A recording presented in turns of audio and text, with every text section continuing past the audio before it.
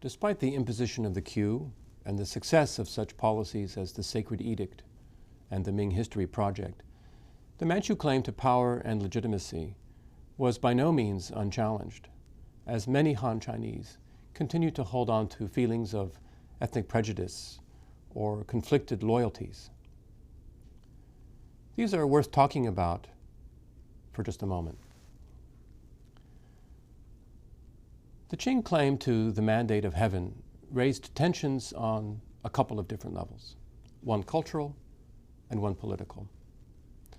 On the cultural level, the tension was between competing ideas of what China was and what Chineseness was. Both views in these competing ideas were based in the classics.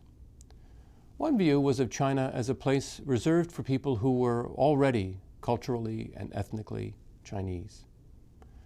The classic quotation that these people liked to quote ran something like this. This is from the Mencius. "I have heard of men using the doctrines of our great land to change barbarians, but I have never yet heard of any being changed by barbarians." According to this view, non-Chinese could never properly rule over China. Hierarchy and propriety demanded that they be subservient to the Middle Kingdom. The other view put a different spin on this quotation. If barbarians could be changed by Chinese doctrines, they could become like the Chinese. Therefore, there was no inherent reason that they could not hold the mandate of heaven. According to this second and competing view, China was an infinitely expandable empire without real borders. China belonged to any who followed the Chinese way and who pursued the cause of virtue. And being virtuous meant being Confucianized, regardless of one's origins. And obviously the Manchus much preferred this view of things. On the political level, the picture was a little bit simpler. The basic tension was over loyalty to the ruler.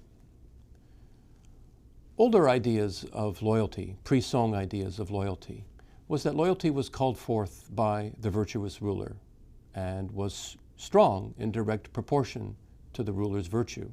The more virtuous the ruler, the more one should be loyal to him.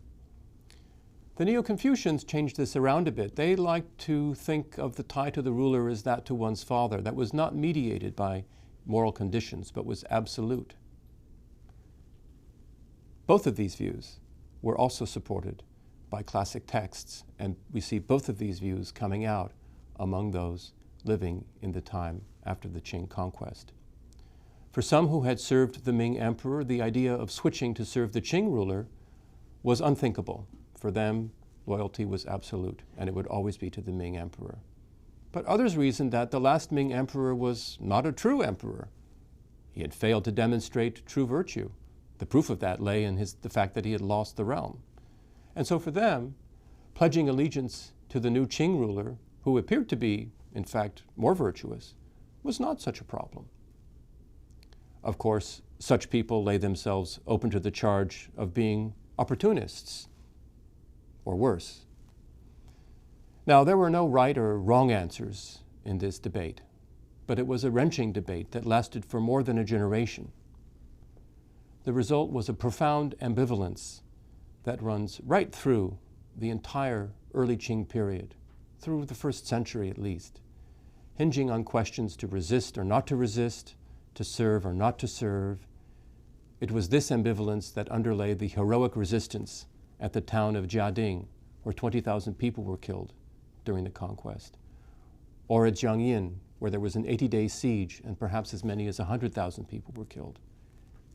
These acts of resistance were all led by local gentry. The worst of these was at Yangzhou, where the resistance was led by the last Ming Minister of War, Shi Kefa, the last upright man in the Ming, a man of unquestionable loyalty to the Ming Emperor. Many, many thousands died there. Responses to this ambivalence varied. Brothers turned against brothers, fathers turned against sons. Most people went along with Manchu rule. and the Qing conquest brought some places welcome stability. But ambivalence can be seen everywhere. Han women taken as concubines to Manchu princes, for instance, would wear Manchu clothes at home, but were allowed to visit their daughters or their sons and wore Chinese clothing then. This kind of ambivalence is the sort of thing that we see so much of in these transitional decades following the conquest of the Ming Dynasty by the Manchus.